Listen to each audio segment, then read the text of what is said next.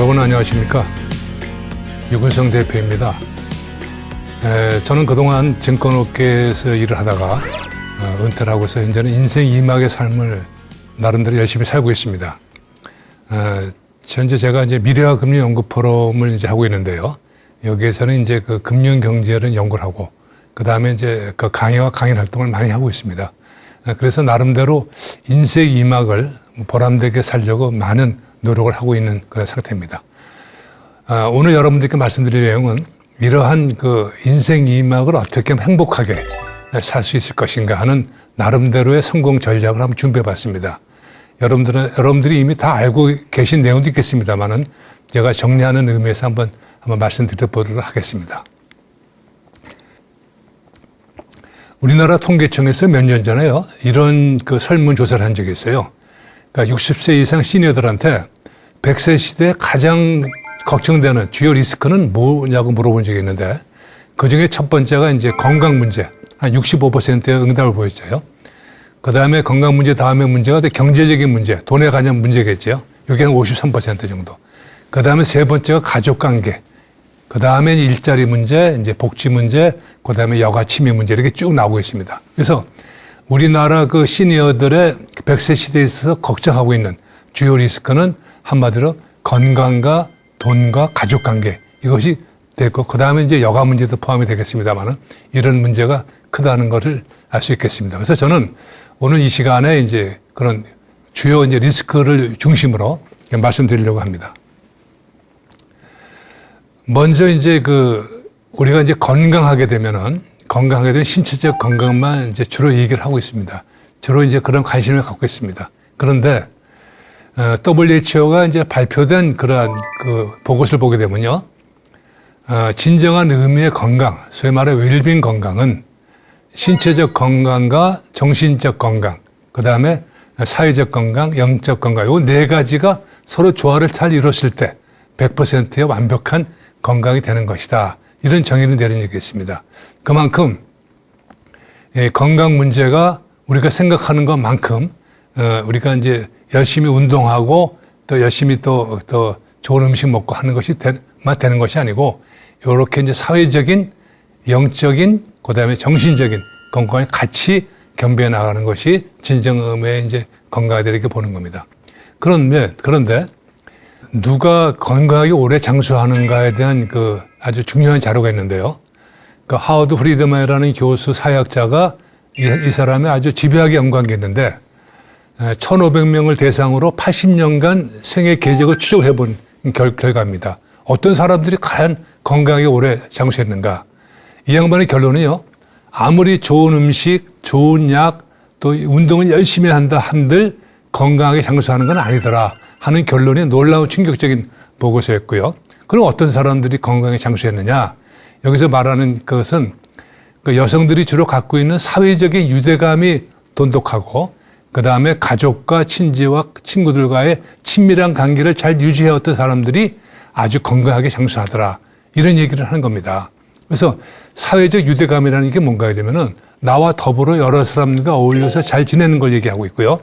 그 다음에 가까운 가족과 친지 또 친구의 친밀한 관계는 무슨 말인가 하게 되면, 친밀한 관계는 그야말로 서로 위하고 배려하고 서로 존중하는 그런 관계를 친밀한 관계로 얘기하는 것이죠.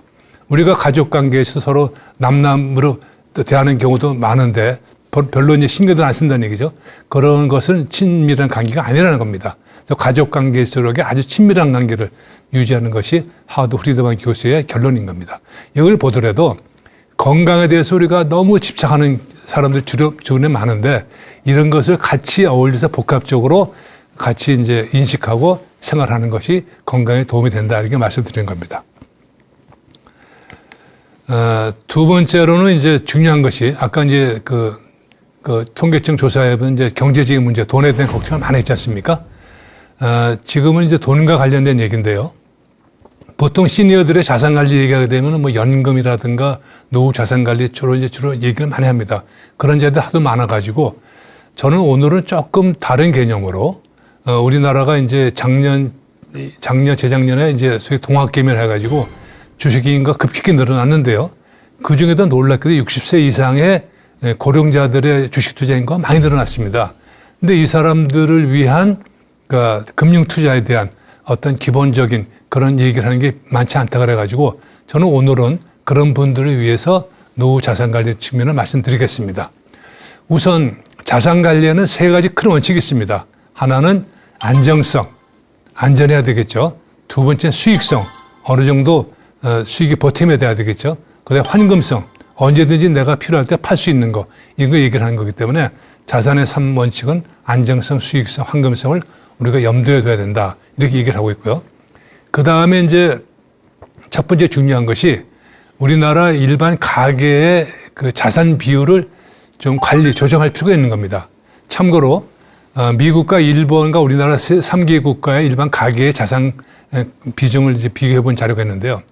우리나라는 전체 자산을 100으로 봤을 때 부동산이 75%, 나머지 25%가 금융상품 등 다른 자산에 이제 돼 있고요. 미국은 그 부동산 비중이 30%입니다. 그다음에 금융상품 비용이 70%고 일본만 하더라도 부동산 비중이 21%, 나머지 79%는 이제 금융상품 쪽으로 이제 돼 있다는 얘기죠. 근데 우리는 굉장히 그 부동산 쪽으로 치우쳐 있던 자산 관리이기 때문에 이 부분을 좀 말씀드리려고 합니다. 그동안 우리가 25%의 금융상품 중에서도 어떻게 분포되어 있는가 하면은 소위 저축성 예금 같은 데 안전자산으로 거의 45%가 있습니다. 나머지 금융투자 자산은 한 25%밖에 안 돼요. 나머지 이제 보험이나 이런 상품들로 가 있는 건데, 그래서 우리나라는 다른 이제 선진국에 비해서 그런 자산 배분도 조금 우리가 좀 신경 쓸 때가 됐다. 이렇게 말씀드리는 겁니다. 그 다음에 이제 금융상품을 투자할 때는 가급적 장기적인 상품으로 투자하는 것이 유리하다고 말씀드리고요. 그 다음에 이제 금리 변동에 따라서 저축과 투자의 비중을 밸런스를 맞추는 것이 굉장히 중요한 겁니다. 불과 이제 작년, 재작년만 하더라도 세계적으로 저금리 시대였죠. 일본 같은 경우는 거의 뭐 제로금리 시대였단 말이죠. 우리나라도 1% 미만 금리 시절이 있었던 얘기죠. 근데 금리가 그렇게 저금리일 때는 덮어놓고 은행에만 예금하는 것이 아니고 가급적이면 투자 자산으로도 가는 것이 필요하다고 보는 겁니다. 말씀드리게 되면은 우리가 1% 금리일 때 예를 들어서 1억을 은행에 예금을 하게 되게 되면은 연간 이자가 100만 원밖에 안 됩니다. 그 월로 환산하게 되면은 불과 얼마 10만 원도 안 되는 그런 소득을 갖고 있기 때문에 그럴 때는 저축보다는 투자 쪽으로, 상품 쪽으로 옮기는 게 중요하고요. 다만 최근에는 이제 금리가 오르다 보니까 최근에 어느 저축은행인가 또 어느 은행에서 1년 만기 정기 적금 6%짜리 상품을 내놓은 게 있습니다. 난리가 났었죠. 1년짜리 정기 적금이 6%짜리라는 것은 만약에 1억을 예치했다게 되면은 1년 이자 수익이 600만 원인 겁니다. 그러면 월로 따지면 월 50만 원씩 수익이 생기는 겁니다. 이렇게 금리가 높을 때는 가급적 리스크를 안고 투자하는 것보다는 저축성 안전 자산으로 가야 되는 거기 때문에 금리 변동에 따라서 투자와 저축 상품에 대한 이런 것을 좀 관리해야 될 필요가 있는 거고요. 그 다음에 최근에는 이제 최근도 아니죠. 한 2, 3년 전만 하더라도 해외 이제 금융상품 투자도 많이 늘어났습니다. 소위 그거를 이제 서학개미들이라고 얘기하는데 특히 미국의 주식, 펀드, 채권 쪽을 많이 투자했던 그런 것이 서학개미들이라고 얘기하는데 앞으로 글로벌 자산을 좀 분산해 주는 쪽이 어떻겠느냐. 그래서 경우에 따라서는 우리나라 국내 금융상품은 50% 또는 해외 금융상품 50% 정도 나눠서 분산하는 것이 굉장히 유리하다. 이렇게 볼 수 있는 겁니다. 이거는 금융상품 리스크 관리 측면에서 굉장히 필요한 그런 것이 되고 있고요. 그 다음에 또 자산은 고정자산 비중을 나이가 들수록 줄여나가야 됩니다. 고정자산의 대표적인 게 부동산인데요. 부동산 비중이 우리나라에 많다고 얘기했지 않습니까? 아까는 전체를 얘기했는데 65세 이상 고령자들의 그 자산을 보게 되면 부동산이 거의 85%입니다. 나머지는 투자한 게 없다는 얘기죠. 이랬을 때 만약에 돈이 필요했을 때 고정자산, 부동산 같은 경우는 황금성 잘 팔리지 않습니다. 요새 최근에 우리나라 그 아파트들이 막 팔고 싶어도 안 팔린다, 살 사람 없이 안 팔린다는 거 아닙니까? 이런 황금성 문제가 되기 때문에 경우에서 아직 금매로 나오는 물건에는 판매가 안 돼가지고 가급적이면 고정자산 비중은 나이가 들수록 줄여나가는 것이 현명하다 이렇게 볼 수 있는 겁니다. 다음은 이제 금융 투자 세계 불변의 그 진리가 있습니다. 저는 세 가지를 요약할 수 있는데요. 먼저는 투자는 처음부터 끝까지 리스크 관리입니다. 리스크 관리가 굉장히 중요하다는 것이고요. 리스크 관리라는 것은 소위 말해서 위험과 수익은 정비를 합니다. 소위 말해서 하이 리턴, 하이 리스크, 하이 리턴 얘기를 하는데 그만큼 위험이 많으면 수익도 많아진다는 거고요. 반대로 위험이 적으면 수익도 적다는 걸 얘기합니다. 은행 예금 같은 경우는 리스크는 적지만 수익도 적은 걸 얘기하는 거죠. 그래서 이것도 항상 투자의 우리가 알아야 된다는 얘기고요. 그 다음에 투자는 타이밍 예술입니다. 타이밍 예술. 그러니까 언제 사고 언제 팔 것인가 굉장히 중요한 겁니다.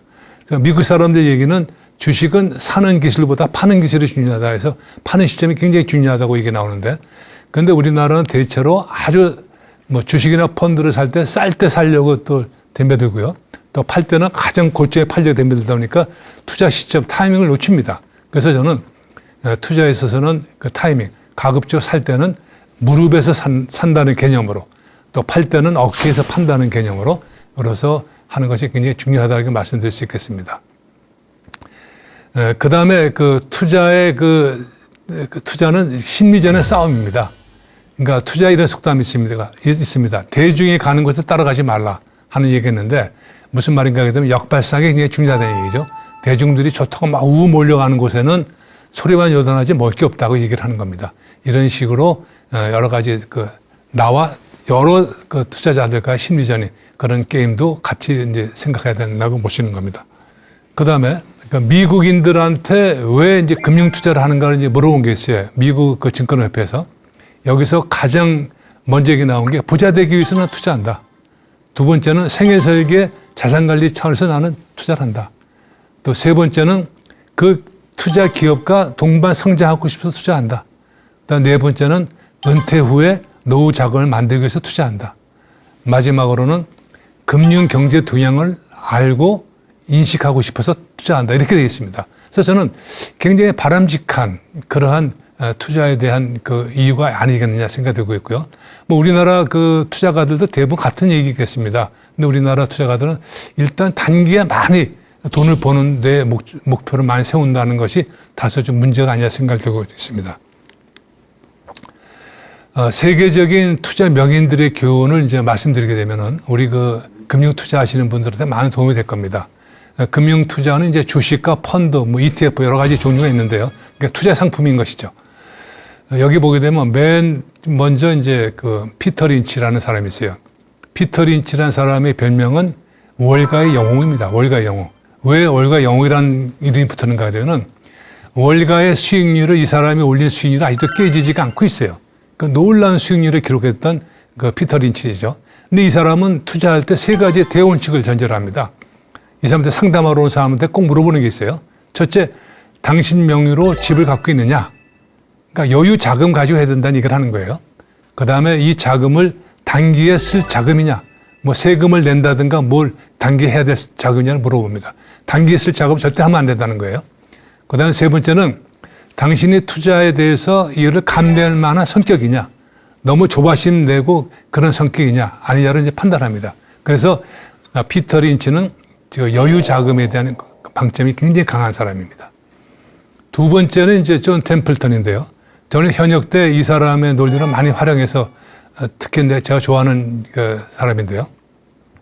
존 템플턴의 별명은 역발상가의 기재입니다. 그러니까 남들이 좋다고 따라서 사는 거 이 사람은 그때는 주식을 사는 게 주식을 파는 쪽으로.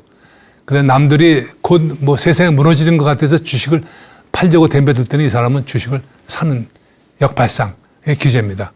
근데 제가 이렇게 보니까 현역 때 보니까 1년에 한 두세 번의 역발상을 해야 될 사항이 생겼습니다. 요새도 마찬가지입니다만은 그러니까 어떨 때 주식이 좋다고 매스컴에 떠들고 주변에 돈 벌었던 사람들만 막 있을 때 그때는 주식을 사는 시점이 아니고 파는 시점이라는 것이 이 존 템플턴의 논리입니다.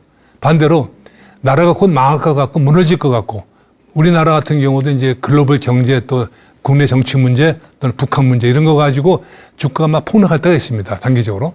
이럴 때는 오히려 주식을 파는 게 아니고 주식을 사야 되는 시점이다라는 것을 말하는 역발상을 이제 얘기하는 겁니다. 굉장히 참고를 저는 많이 했습니다. 그 다음에 이제 세 번째는 이제 굉장히 유명한 양반이죠. 워렌 버핏이라고. 이 사람은 장기 투자의 아주 그냥 명인입니다. 이 양반은 지금도 활동하고 있습니다. 워렌 버핏 법인도 갖고 있을 정도인데, 워렌 버핏은 이제 장기 투자를 유도합니다. 이 사람의 지론은 뭔가 되면은, 내가 투자하는 것은, 내가 금융 투자에 투자하는 것은 시간과 기업에 투자하는 것이다 라는 시간 개념을 강조합니다. 두 번째는, 이 양반은 그 저평가된 가치주를 장기 투자하는 것이 승부가 난다, 이런 얘기를 합니다. 그래서 이 양반은 10년간 가져갈 종목이 아니면 10분도 쳐다보지 말라 할 정도로 장기 투자를 굉장히 강조하는 사람입니다. 그래서 저는 우리나라 투자가분들한테 많은 얘기를 했습니다만은, 앞으로 투자에서는 그 피터 린치의 그 여유자금, 존 템플턴의 역발상, 워렌 버핏의 장기 투자, 이 개념을 같이 활용한다게 되면 좋은 성과가 있을 거로 저는 봐주고 있습니다. 다음에는 이제 그 돈에 관련 얘기를 했는데, 이제는 앞으로의 우리 사회는 이제 현명한 소비도 굉장히 중요해지는 그런 시점이 되고 있죠. 현명한 소비. 현명한 소비는 어떻게 하느냐 하는 것이 문제가 되고 있는데요. 제가 한번 가상의 시나리오를 만들어 봤어요. 뭐 이것이 뭐 통계에 나온 것도 아닙니다만은, 대체로 이제 국가적인 어떤 국민들의 성향을 한번 얘기를 해본 건데요. 예를 들어서, 우리나라와 미국, 일본 사람들한테 자동차 구입비 1,000만 원을 줬다고 가정했을 때, 이 3개 나라의 국민들은 어떻게 이루어질까 하는 어떤 그 재미있는 그런 표현이 되겠습니다.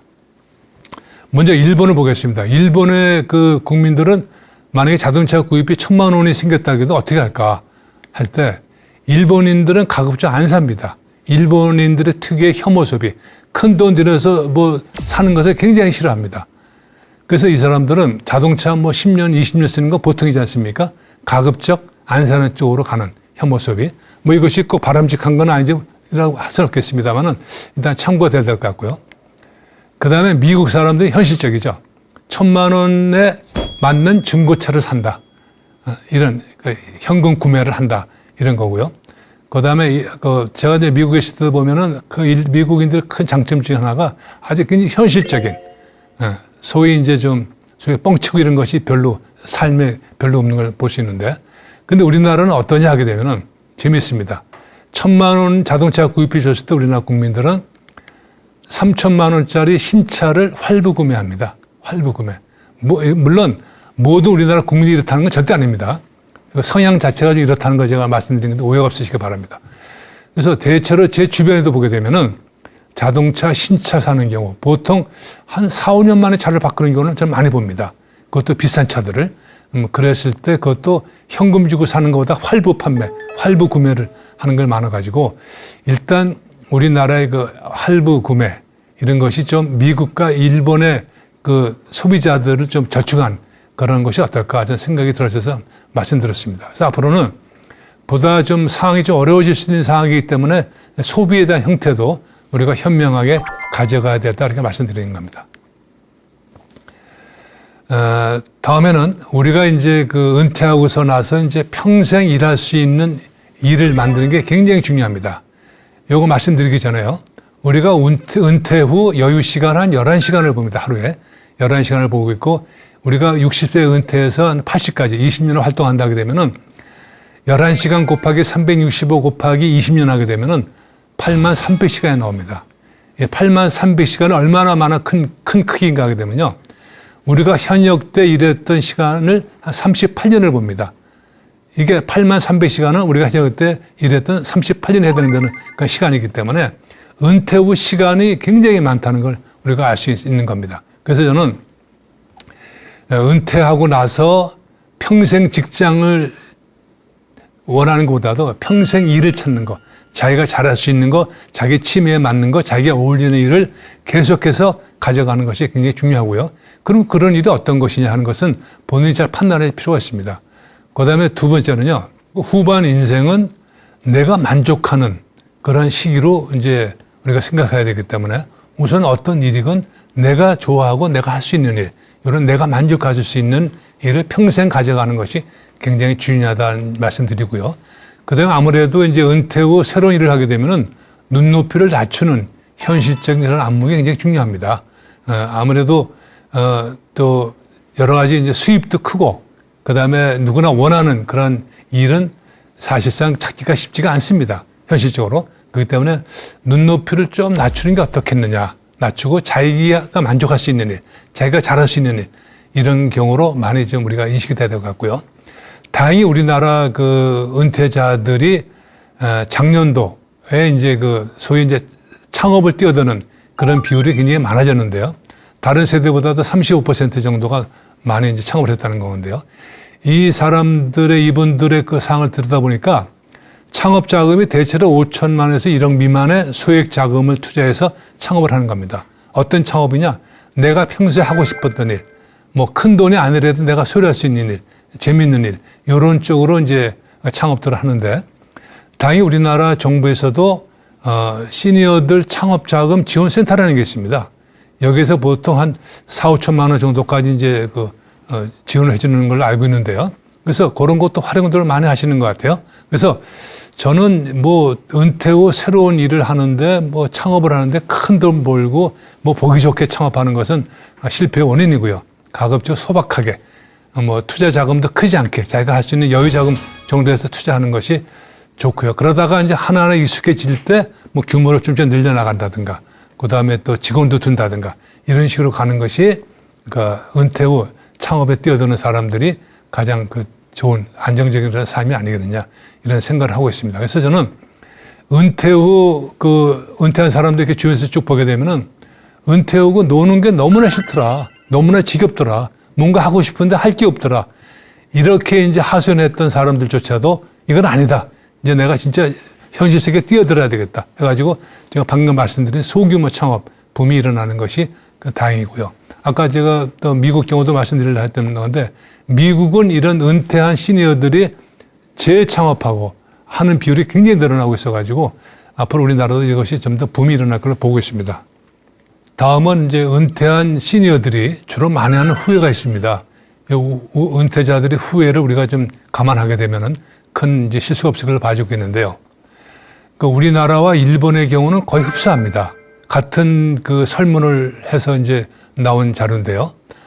먼저 이제 건강 부분에 대해서는 어떻게 얘기하는가 하게 되면 한국과 일본은 대체로 평소에 건강을 잘 챙기지 못했다. 평소에 근력을, 체력을 가꾸지 못했다. 이런 것이 공통적인 거고요. 일본의 경우는 평소에 치아 관리를, 그러니까 치아, 이빨 관리를 제대로 못하는 것을 굉장히 후회하는 경우를 많이 봤습니다. 그래서 건강 부분도 평소에 이제 잘 해나가는 것이 필요하다 이렇게 보고 있고요. 그 다음에 이제 돈과 생활 문제에서의 물음에서는 대체로 우리나라 일본 사람들이 생애 설계를 제대로 못했다. 그래서 노후 자금을 제대로 마련하지 못했다는 그런 것을 이제 많이들 얘기를 하고 있습니다. 그래서 저는 돈과 생활 문제에 있어서 역시 이제 그 평소에 생애 설계에서의 노후 자금 준비가 굉장히 중요하다는 말씀드리고 싶습니다. 그 다음에 이제 그 인간 관계에 있어서는 우리나라나 일본 사람들이 같은 얘기를 합니다만은 평소에 이제 내가 평소에 즐길 수 있는 취미를 갖지 못한 것을 많이 후회합니다. 우리나라 일본 사람 똑같습니다. 평소에 내가 즐길 수 있는 취미를 한두 개라도 준비했다면 노후가 좀 재밌고 좋았을 텐데 하는 얘기를 하고 있고요. 그 다음에 두 번째로 얘기하는 것은 가족들과의 대화가 너무 부족했다. 그러다 보니까 자녀들에 대한 대화가 부족해가지고 자녀들을 좀 사교성 있게 또 대범하게 키우지 못한 게 굉장히 후회스럽다. 이런 얘기들을 합니다. 이것은 우리나라와 일본 국민들이 대체적으로 같은 물음에 답을 한 겁니다. 그래서 은퇴한 시니어들이 후회하는 그런 일 중에서 우리가 좀 참고를 해야 될 그런 사항이지 않느냐 생각이 들기 때문에 가족관계. 그다음에 또 여기서 또 하나 있는 것은 아주 절친한 친구를 많이 만들지 못했다 하는 것도 우리나라에서는 나오고 있습니다. 그러니까 절친한 친구를 만들지 못했다. 그러니까 친한 친구가 없다는 겁니다. 뭐 이런 것도 굉장히 후회하는 그런 거고요. 근데 미국의 경우는 조금 다릅니다. 미국은 그 은퇴한 시니어들이 이제 후회하는 것이 이 사람들은 노후 자금 마련이 그 중요성보다도 뭐 미국은 그 복지가 더 잘 되는지 모르겠습니다만은 이 사람들은 노후 자금 준비한 걸 어떻게 잘 활용할 것인가 여기에 주안점이 되고 있습니다. 그게 이제 다르다는 거예요. 한국과 일본이.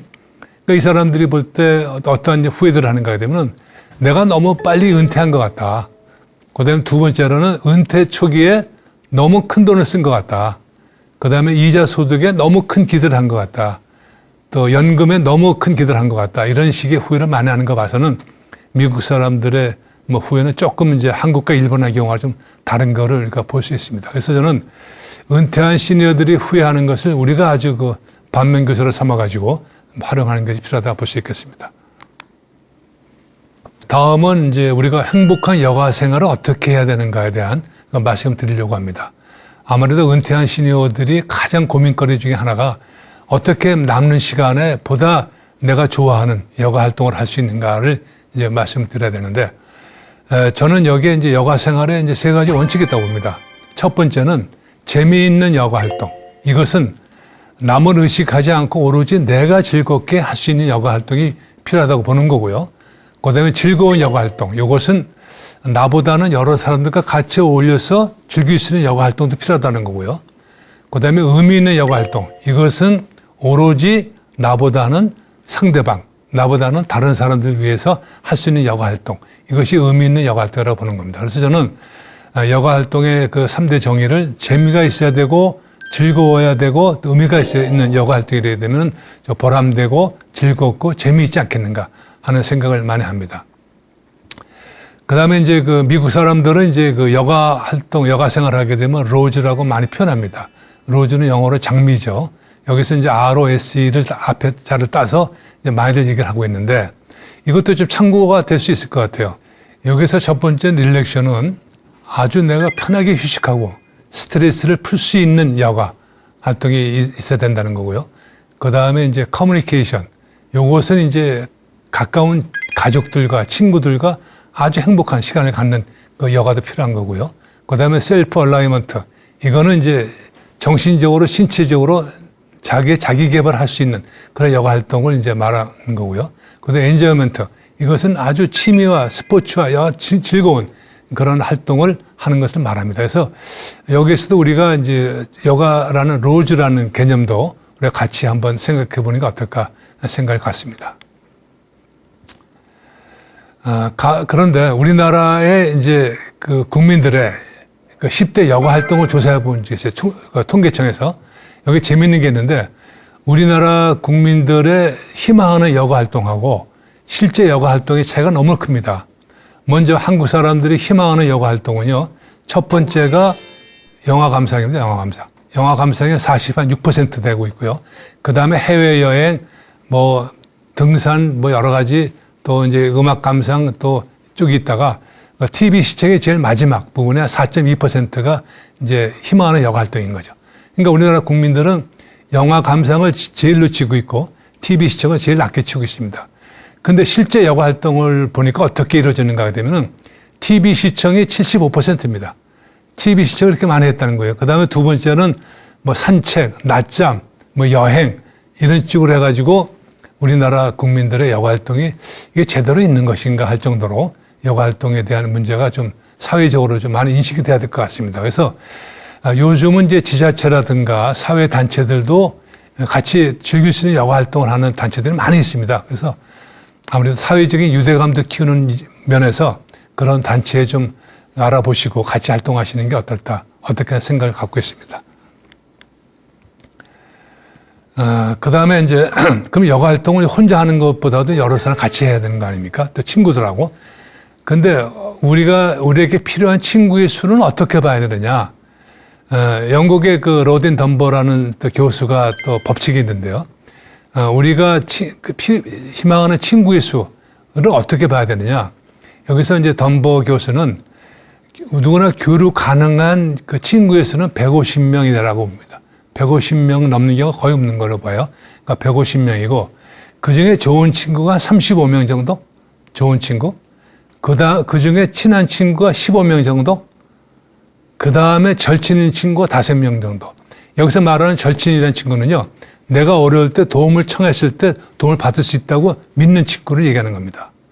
그래서 저는 최소한 좋은 친구 35명 정도는 있어야 된다고 보고 있어요.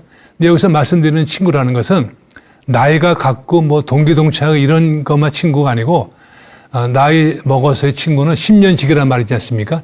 10년 차이 정도 다 친구가 될 수 있는 겁니다. 그때는 폭넓게 친구 관계를 활용하는 것이 굉장히 좋고요.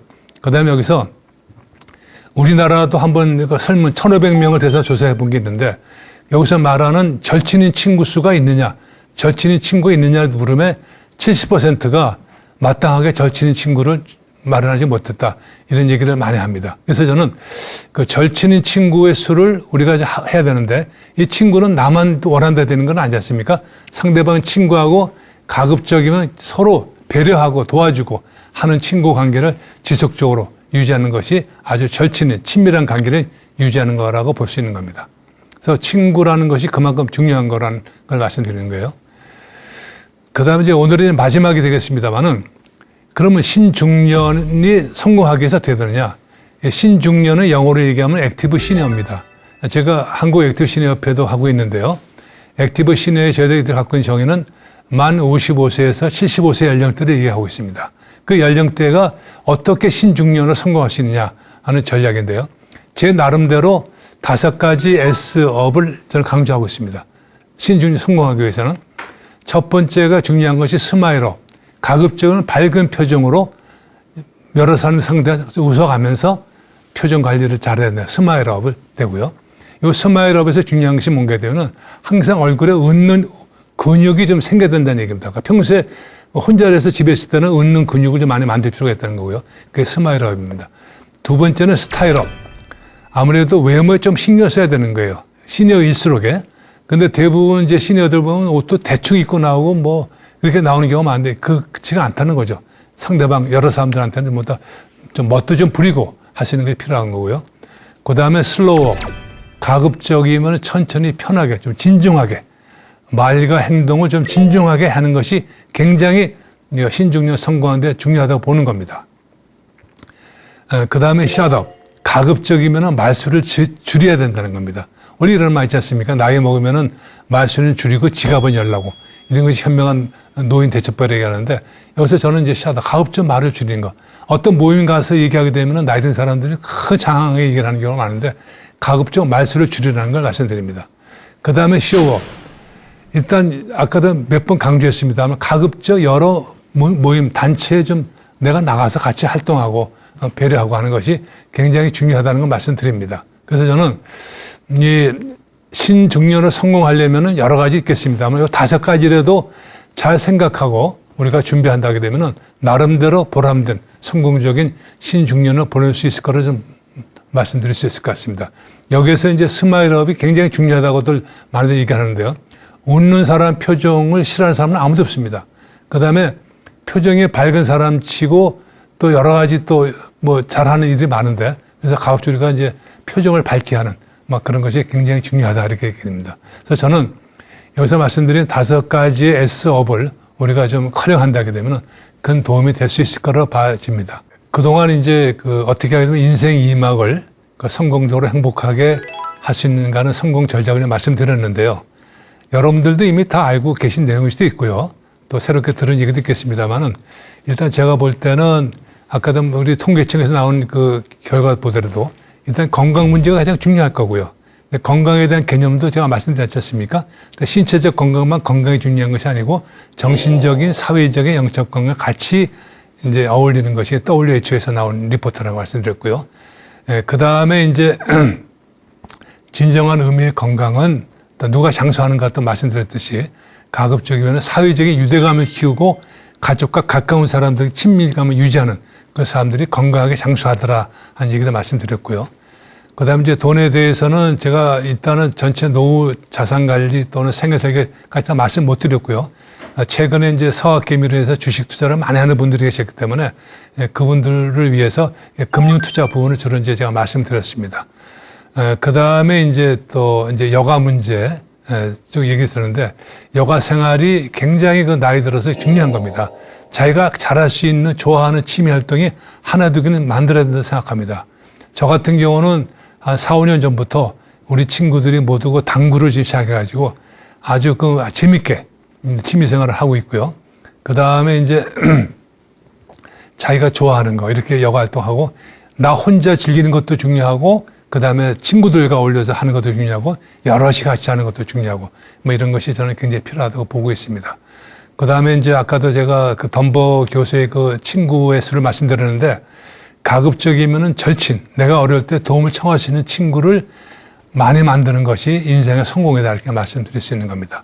그 다음에 이제 마지막으로 제가 말씀드린 이제 신중년을 성공하기 위한 5가지의 축이 있는데, 뭐 이 5가지는 제가 볼 때는 그 외에도 많이 있습니다만은 이 5가지만 잘 실천하더라도 저는 신중년을 잘 성공적인 삶을 살 수 있는 거라고 저는 말씀드릴 수 있을 것 같습니다.